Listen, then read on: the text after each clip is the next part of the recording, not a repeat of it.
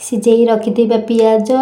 रसुण tomato को भलसे आगु paste करके नहीं पलि आसवा ए पेस्ट करदे चलतु एपटे आम जो कोबी चना को पेस्ट करते से देदेबा लुण हलदी गुंड धनिया गुंड जीरा गुंड लंका गुंड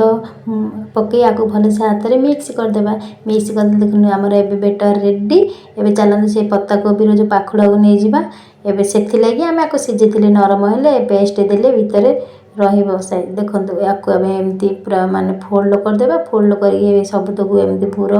देदेबा एमती गोटे गोटे फोल्ड करदेबा चलते आउ गोटे एमती बनइबा देखो आपण मानू देखेबी केमती मु बनाउछि से टाइप आपण भी बनइबे घरे देखो एमती मु बनइदेली एमती पूरा देदेली एमती ताको फोल्ड करदेली फोल्ड करके सबतक एमती मु फोल्ड करदेबी फोल्ड करी ताको रखिदेबी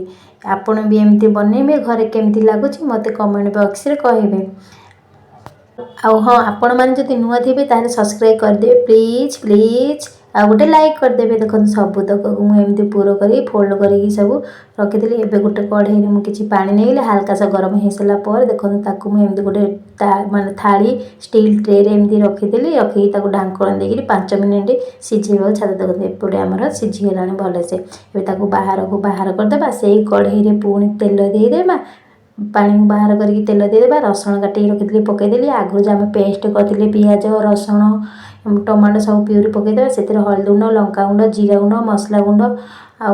मु जो माने घरे बनई मो मसला गुंड गरम मसला से पकईदेली आउ कि कस्तूरी मेथी पकई भलसे फ्राए करी कषिदेली आगु जो बंची थी से पेस्ट से पकईदेली चना कोबीर पेस्ट पकई हाल्का से एपटे सेपटे कर फ्राए करदेली आम मसला पूरा रेडी है कषिले से आम देदेबा गरम पानी माने जो सीझे ना आम से कोबी से लगी से गरम पानी मुझे देदेली देकी आम फुटीगला देखो भलसे 5-10 मिनट फुटीगला पर से देदेली आम जो सीझे रखी पत्ता कोबी पूरा दिया पूरा देकी रखी जो से जगह सब ए पकईदेवा देखो तरकारी आम रेडी केमती देखा लुकिंग मस्त देखा से देदेली मुझे धनिया पत्र